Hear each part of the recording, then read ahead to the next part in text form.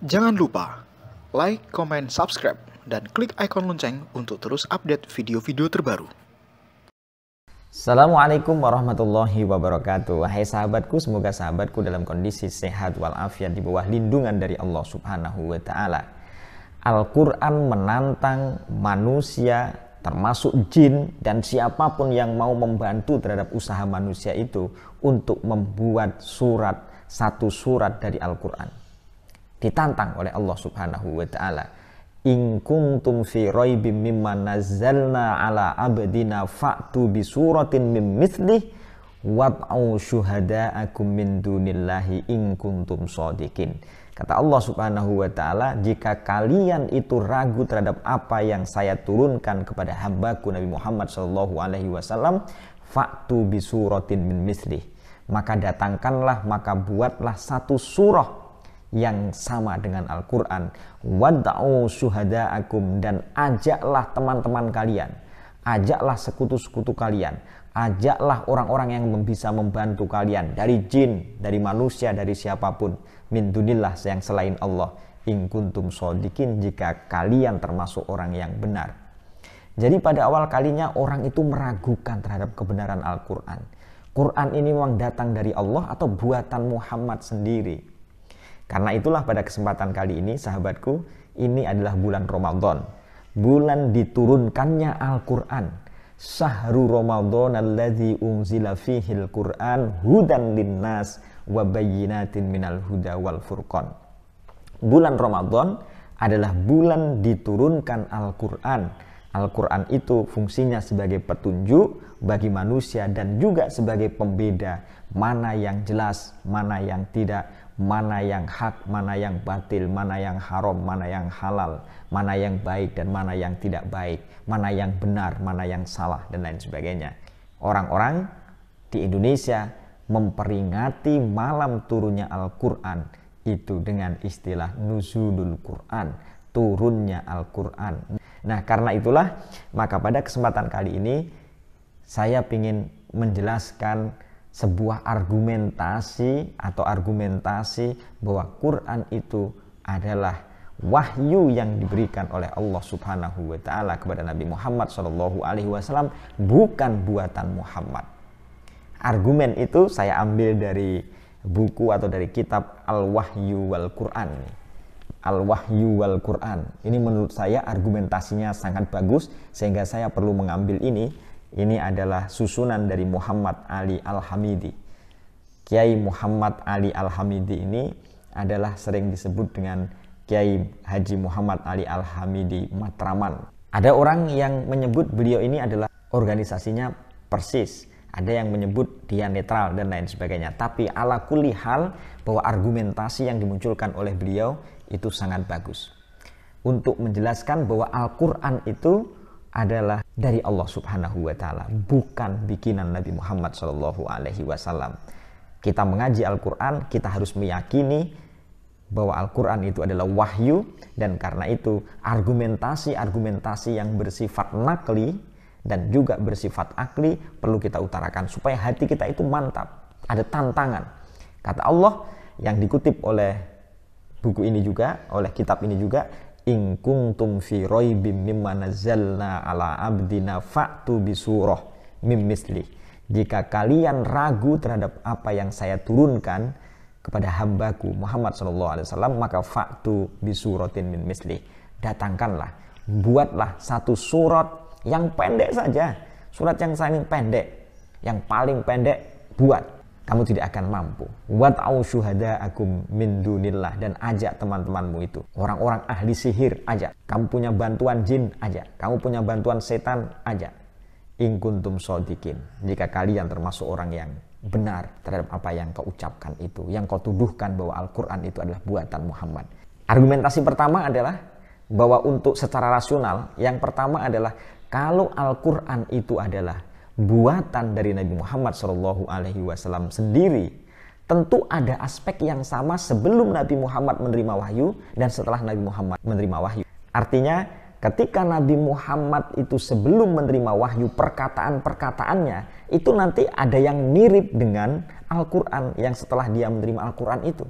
Kalau itu bikinan Muhammad sendiri, kenyataannya apa yang dikatakan oleh Nabi Muhammad sebelum dia menerima wahyu dan setelah dia menerima wahyu dalam Al-Quran tidak ada yang sama. Hal ini berbeda dengan para filosof-filosof. Dalam buku ini misalnya disebutkan kalau misalnya Socrates, Plato, Aristoteles, bahwa sebelum dia menjadi tokoh ternama, sebelum namanya populer, sebelum dirinya menjadi tokoh yang masyhur sebagai seorang filosof, maka kata-katanya dengan kata-kata setelah dia menjadi filosof ada yang sama, banyak yang sama. Tapi Nabi Muhammad SAW sebelum dia menjadi Rasul dan setelah dia menerima wahyu tidak ada yang sama. Plato, Aristoteles, Socrates, banyak yang sama. Tapi Nabi Muhammad tidak. Bahkan Nabi Muhammad saja tidak tahu dia akan menerima wahyu atau tidak tahu. Karena itu hak prerogatif dari Allah Subhanahu wa Ta'ala. Itu yang pertama.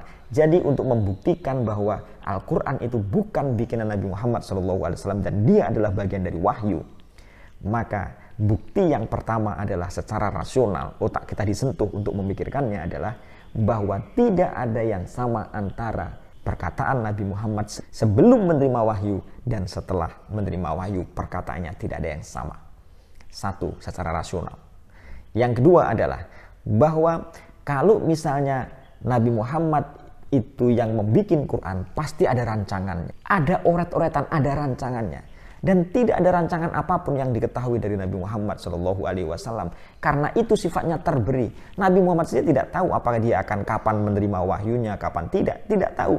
Jadi tidak ada rancangan. Dan rancangan itu biasanya dibuat dan dibentuk. Ada diskusi dengan sahabat-sahabat terdekat. Biasanya rancangan itu diketahui oleh orang yang paling terdekat, istrinya, saudara-saudaranya yang terdekat, dia tahu. Dan tidak ada Khadijah bercerita Nabi Muhammad membuat rancangan Quran, tidak ada. Sahabat-sahabat yang paling dekat, saudaranya Ali bin Abi Thalib misalnya, tidak ada rancangan. Beda dengan tokoh politik kita. Ini dijelaskan di sini juga. Kalau tokoh politik, diplomat, politikus itu biasanya membuat rancangan. Apa kira-kira gerakan yang akan kita lakukan? Nanti strategi A, strategi B, strategi A nanti dilakukan oleh siapa, bagaimana, kapan, di mana, dan lain sebagainya. Itu dirancang. Kalau skenario yang pertama gagal, nanti ada skenario yang kedua. Ketika skenario yang pertama nanti ada rintangan, apa yang harus dilakukan terhadap rintangan itu. Siapa tokoh-tokoh nanti yang akan menolak terhadap rintangan itu. Jelas sekali ada rancangan, tokoh politik membuatnya. Tetapi Al-Quran tidak. Nabi Muhammad tidak merancang, tidak membuat rancangan-rancangan politiknya apa yang harus mau dilakukan. Tidak ada. Karena itu Quran bukan buatan Nabi Muhammad. Kalau Quran buatan Nabi Muhammad, pasti ada rancangan, ada program kerja, ada analisis SWOT. Nah, gitu bahasanya. Ada analisis kelebihannya apa, kekuatannya apa, kelemahannya apa, tantangannya apa, kesempatannya bagaimana. Itu namanya rancangan SWOT. Ada kekuatan, ada analisis kelemahan, analisis tantangan, analisis peluangnya kayak apa, rancangan. Tapi Nabi Muhammad tidak membuat rancangan apapun terhadap Al-Quran itu. Berarti Al-Quran adalah wahyu. Karena kalau Al-Quran itu buatan Muhammad, pasti ada rancangannya. Dan rancangan itu pasti diketahui oleh keluarga yang terdekat, teman-temannya. Karena ada diskusi dalam membuat rancangan itu. Ada kelompoknya dalam diskusi. Tapi Quran tidak ada rancangan. Berarti Quran dari Allah Subhanahu wa Ta'ala. Berarti Quran adalah wahyu dari Allah Subhanahu wa Ta'ala. Alasan rasional yang kedua dari Muhammad Ali Al-Hamidi. Alasan yang ketiga adalah bahwa Al-Quran itu menantang siapapun. Mulai zaman dahulu sampai sekarang, tantangan itu muncul. Tidak dihapus dalam Al-Quran. Fa'tu bisuratin min mislih, tidak dihapus. Ada, tantangannya ada. Kalau kau sebagai orang ahli, profesor sekalipun, ahli hebat, memiliki kecerdasan yang luar biasa, profesor, doktornya, gelar beberapa fakultas, silakan buat kalau bisa. Tantangannya tidak pernah dihapus. Tapi apakah ada yang sudah bisa membuatnya? Belum ada kan sahabatku. Hanya tuduhan-tuduhan saja. Ya kalau tuduhan saja kan siapapun bisa membuatnya. Tapi bukti terhadap tuduhan itu apa? Ini karya Muhammad ini. Nah kalau karya Muhammad kamu buat, ajak wad'u syuhada'akum.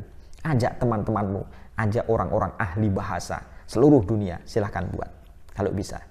Tidak ada yang bisa sampai sekarang. tantangannya tidak dihapus. Artinya menurut Muhammad Ali Al-Hamidi, kalau misalnya ada yang bisa melakukan, baru mulai dari dulu sampai sekarang ternyata tidak ada yang bisa.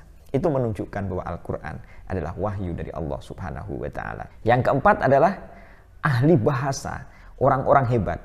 Orang Arab pada zaman Nabi Muhammad itu banyak orang yang ahli bahasa. Syair-syair luar biasa. Bahkan di pasar Uqad misalnya dijelaskan nanti ada lomba-lomba pidato, ada lomba membuat puisi, ada lomba syair, lomba syair. Tetapi ahli-ahli bahasa itu mereka datang kepada Nabi Muhammad SAW dan menyuruh Nabi Muhammad untuk menghentikan dakwahnya. Tapi Nabi Muhammad membacakan Al-Quran itu. Maka apa yang dikatakan oleh ahli bahasa pada saat itu? Ahli-ahli bahasa pada saat itu mengatakan, ini bukan buatan Muhammad. Ini adalah dari Allah Subhanahu wa Ta'ala. Persis dengan apa yang diceritakan tentang Nabi Musa alaihissalam. Ketika para ahli sihir itu datang dikumpulkan untuk melawan Nabi Musa. Lalu Nabi Musa itu mendapatkan mukjizat dari Allah Subhanahu wa Ta'ala. Ular yang tongkatnya berubah menjadi ular. Ularnya sangat besar. Lalu memakan itu ular-ular yang dibikin oleh ahli sihir itu. Apa yang dikatakan oleh ahli sihir? Ini jelas bukan sihir. Ini pasti dari kekuatan yang maha hebat. Dan kekuatan yang maha hebat itu adalah pasti zat yang maha kuasa. Dan dia adalah Allah Subhanahu wa Ta'ala. Apa yang dilakukan oleh ahli sihir itu? Ahli sihir lalu beriman kepada Allah Subhanahu wa Ta'ala. Ketika diancam apa oleh Fir'aun, hukuman mati. Tetapi para ahli sihir beriman kepada Allah Subhanahu wa Ta'ala. Mereka tahu bahwa apa yang dimiliki oleh Nabi Musa itu bukan kekuatan manusiawi, bukan kekuatan makhluk, kekuatan Allah Subhanahu wa Ta'ala. Jadi orang yang punya ilmu, wahai sahabatku, itu pasti bisa memikirkan tentang kebenaran Al-Quran. Para ilmuwan silahkan bikin misalnya tentang teori kebenaran. Silahkan menggunakan teori korespondensi. Silahkan menggunakan teori koherensi. Silahkan menggunakan teori pragmatisme dalam kajian filsafat untuk membuktikan Al-Quran. Karena itu tantangannya masih ada. Wad'u syuhada'akum min dunillahi in kuntum shodiqin. Teori korespondensi, itu teori apa? Teori korespondensi bahwa apa yang dikatakan oleh Al-Quran itu sesuai dengan kenyataannya. Silakan buktikan sesuai dengan kenyataan. Itu namanya teori korespondensi. Kalau orang mengatakan bahwa Tugu Monas ada di Jakarta dan ternyata Tugu Monas ada di Jakarta benar, itu berarti pernyataan itu benar. Kemudian teori koherensi, antara pernyataan satu dengan pernyataan yang lain tidak saling tumpang tindih, tidak saling berlawanan. Silakan dibuktikan. Apakah ada dalam Al-Quran itu yang kalimatnya mulai dari suratul Fatihah sampai akhir juz 1 sampai juz 30 misalnya, ada kalimat-kalimat dalam Al-Quran yang bertentangan antara satu dengan yang lain. Teori pragmatisme tentang kebenaran, tentang kebermanfaatan, tentang kegunaan yang praktis, pragmatisme. Apakah yang dikatakan Al-Quran itu benar sesuai dengan kepentingan praktis atau tidak? Bisa dibuktikan. Nah, wahai sahabatku, tantangan itu sampai sekarang masih ada dalam Al-Quran. Karena itu membuktikan bahwa Al-Quran itu adalah wahyu dari Allah Subhanahu wa Ta'ala. Kitab ini menjelaskan 4. Yang pertama adalah kalau Quran ini adalah buatan Muhammad, tentu maka apa yang dikatakan Nabi Muhammad sebelum menerima wahyu dan setelah menerima wahyu itu ada yang sama. Kenyataannya tidak. Yang kedua, kalau misalnya Al-Quran ini buatan Nabi Muhammad, pasti ada rancangannya. Kenyataannya tidak ada rancangan yang dibuat oleh Nabi Muhammad. Orang-orang dekatnya juga tidak tahu. Rancangan itu juga tidak didiskusikan. Bahkan Nabi Muhammad pun tidak tahu kapan dia akan menerima wahyu. Kemudian yang ketiga, tantangan itu sampai sekarang masih ada. Dan tidak ada yang membuktikan terhadap tantangannya itu. Belum ada. Kemudian yang keempat adalah bahwa ahli bahasa, orang-orang ahli sastra Arab datang kepada Nabi Muhammad pada waktu itu. Dan ketika dibacakan Al-Quran, komentarnya adalah, ini bukan buatan manusia, berarti bukan buatan Muhammad. Sahabatku, semoga bulan Ramadan ini memantapkan hati kita, semakin menguatkan pikiran kita dan hati kita, semakin menguatkan iman kita bahwa Al-Quran adalah wahyu Allah Subhanahu wa Ta'ala. Kalau sudah begitu berarti syahrul Ramadan alladzi unzila fihil Quran hudan linnasi wa bayyinatin minal huda wal furqan. Karena itulah maka tadarus Al-Quran di bulan Ramadan pahalanya besar. Tadarus itu saling belajar, mempelajari Al-Quran. saling belajar, diskusi tentang Al-Quran dan lain sebagainya. Bulan Ramadan, bulan Al-Quran. Demikian, semoga bermanfaat, semoga kita bisa mengikuti petunjuk Al-Quran dan juga bisa membedakan mana yang hak, mana yang batil berdasarkan Al-Quran. Demikian, wallahu a'lam bishawab wa ilaihil marji'u wal ma'ab. Assalamualaikum warahmatullahi wabarakatuh.